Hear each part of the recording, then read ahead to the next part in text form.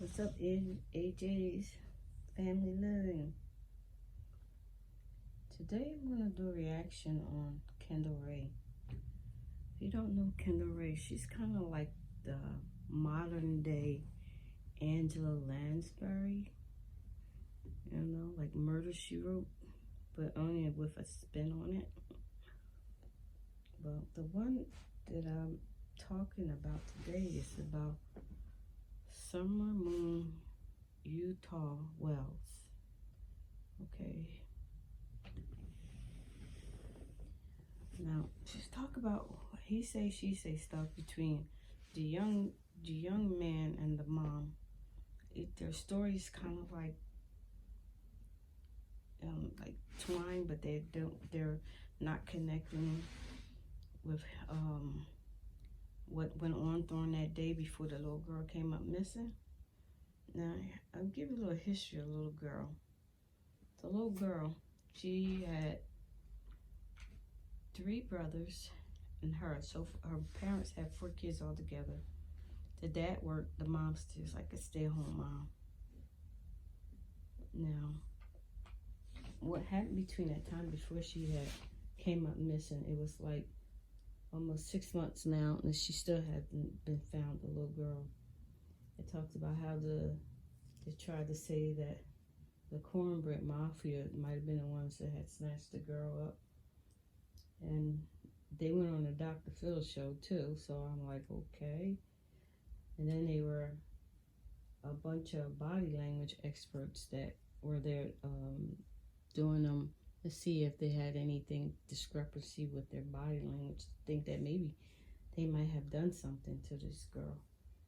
But the parents, they did take poly tests and they all passed.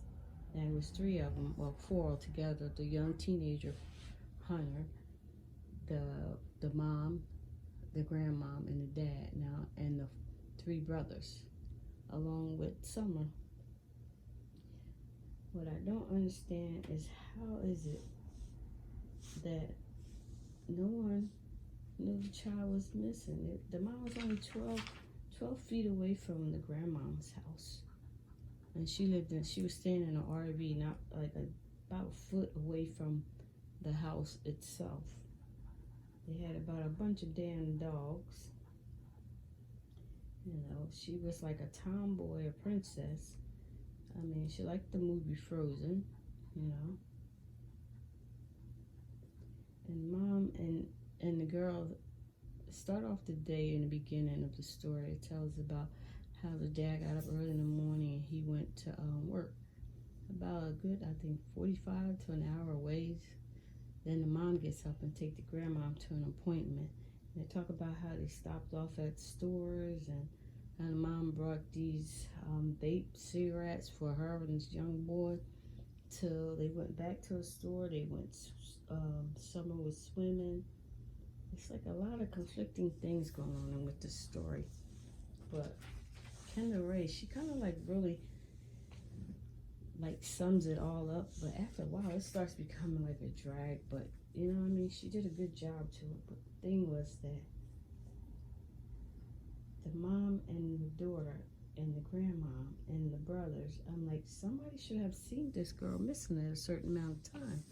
But yet the mom had the one of the sons to sit there, well, the boys to sit and watch this little girl while she went in the house. She said she was in there for a split second, and then she came back out asking where was the girl. I was like, you know, that's kind of odd for the little girl to be coming up missing, and they're all there. The boys, where were the boys? They were all outside. The boys was, why didn't one of the boys see that somebody was taking off with the sister? And the neighbor, there was a neighbor who said she heard a street scream. And even the police, they denied that the woman with her accountability was acceptable because they couldn't believe that she heard or her family heard. But the kids and the mom heard it. But there are 2 things that I noticed in this, which Kendall Rae was talking about. She was talking about the TikTok. Now there's a TikTok video that the mom did with the girl in lake swimming. And then she took a picture of the girl sleeping in the back seat on some milk. Now I'm like, okay, if something happened to that girl within that time frame, like they said, it was 4 of them in the car. It was the mom, the grandmom, Summer, and Hunter. Hunter's the teenager. Well, you're not really supposed to say his name, but the boy, he's a teenager, and he was telling his side of the story, and then he started talking the other side of the story. But by and large, police believe the credibility of some of the stuff with the parents. Now, I watched and listened to the whole thing, and I was like, okay, they're saying that drug dealers, modern day blood crips, they call hillbilly, wannabe hillbilly, and blood and crips. Now, they think they have something to do with it. They think that the cornbread mafia has something to do with it. All of this is dealing with drugs, and that the people are like harassing the family, and they think that maybe one of them took off with the daughter and kept her. Now I'm sitting here listening to the whole thing of all these parties talking about what happened that whole day, and I'm like, okay, with all that going on, where's the boys at? During the time they were looking for Summer Rose, the mom had the boys go also look for them in the area where they were, and I was like, wouldn't they have gotten lost or something? She said the little girl would never, ever would leave the sanctuary of the house without being around an adult, because of the what goes on around there, the animals and all this and that. I'm saying, I don't think the little girl left on her own. I think the little girl was snatched too, because there's no way in the world you cannot be able to see that your kid's nowhere in your sight without,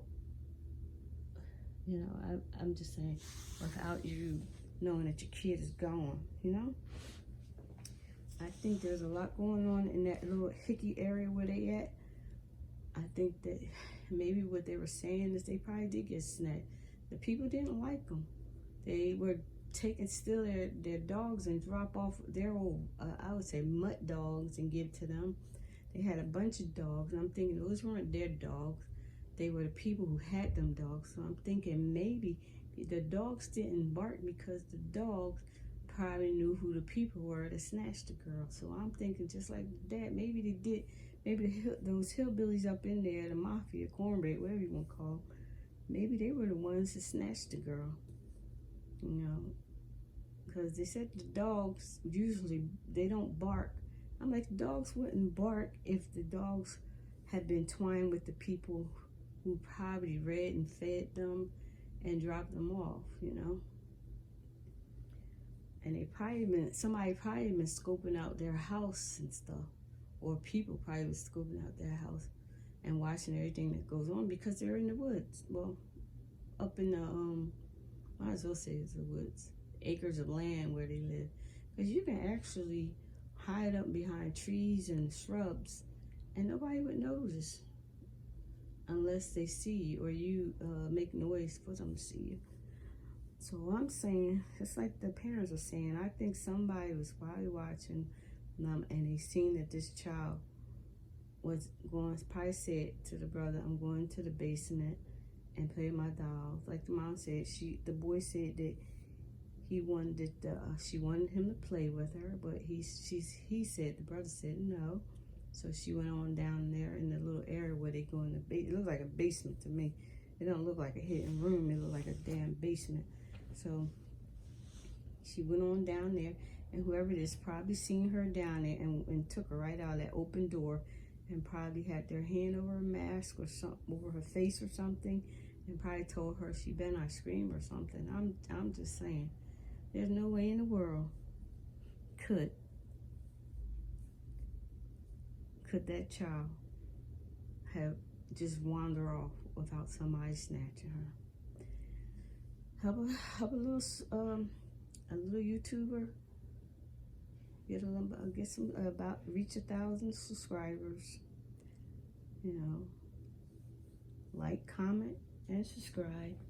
But as of 6 months now, they still haven't found the child.